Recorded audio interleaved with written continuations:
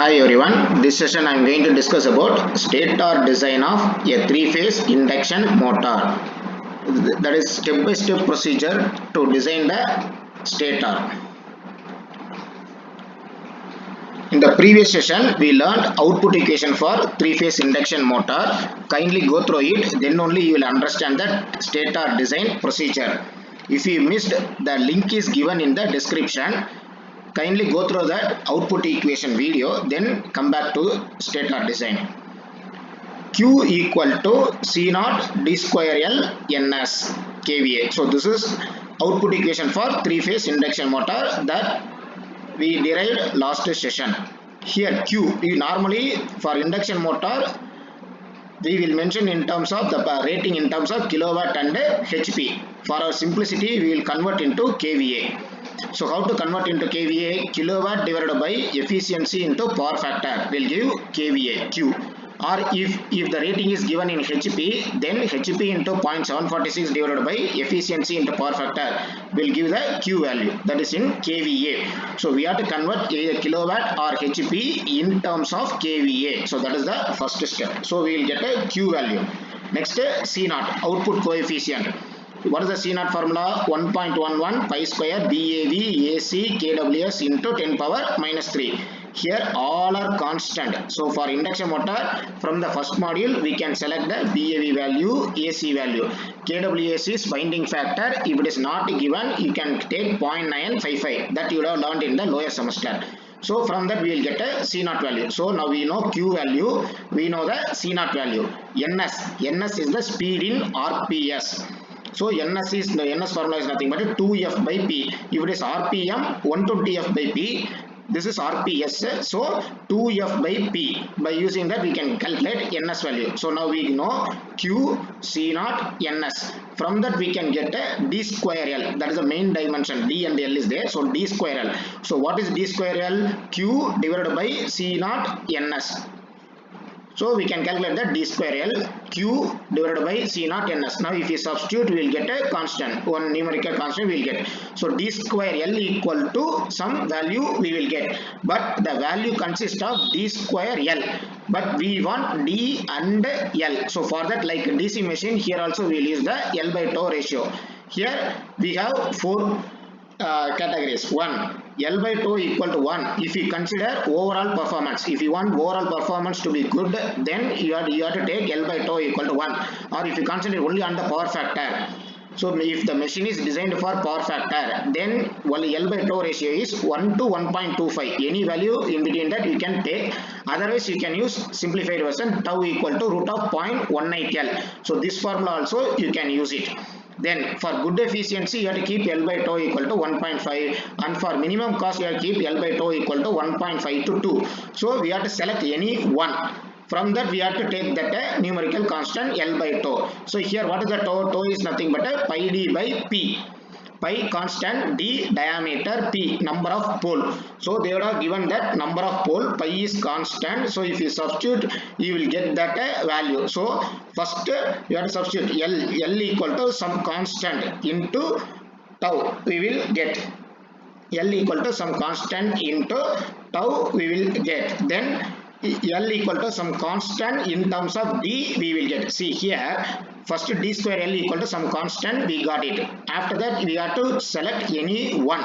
Say for example, if the machine is designed for good efficiency, we will get L by tau equal to 1.5. If the machine is designed for good efficiency, then L equal to 1.5 into tau. Right now, what is the value of tau? Pi d by P. So now if we substitute 1.5 into pi into d by P.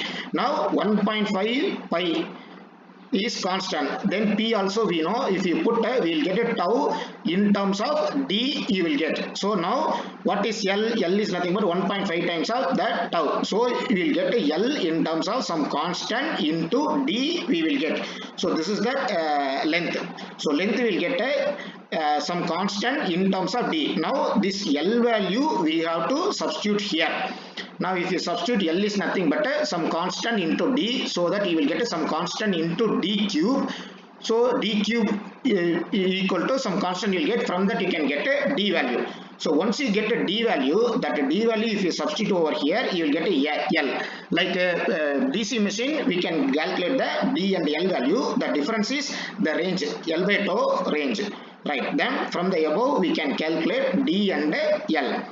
Once we calculate D and L, this is called a main dimension of induction motor. Once we calculate D and L, next we need to calculate the how many number of stator slot. So for that we have to use the stator slot pitch, YSS. YSS is nothing but a pi D by SS. So for induction motor, there is stator slot pitch is constant. That is the range 15 mm to 25 mm. So like a DC machine, you got the YSS range. So similarly here you got the range. So 15 mm to 25 mm. So in terms of meter, here I converted. So from that, what is SS?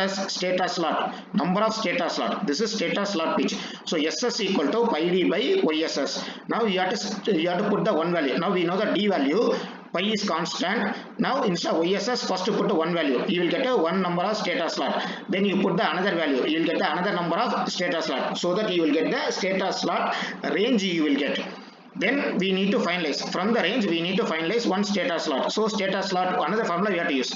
Stator slot SS equal to number of pole, number of phase into Q. Number of pole is given, number of phase is 3, Q is number of slots per pole per phase. So the Q value we have to keep on change for each choice. 1, 2, 3, like that we have to select. So first we have to put a 1. Say for example 4 pole. 4 into 3 into 1, 12. Then we need to check whether it is in the range.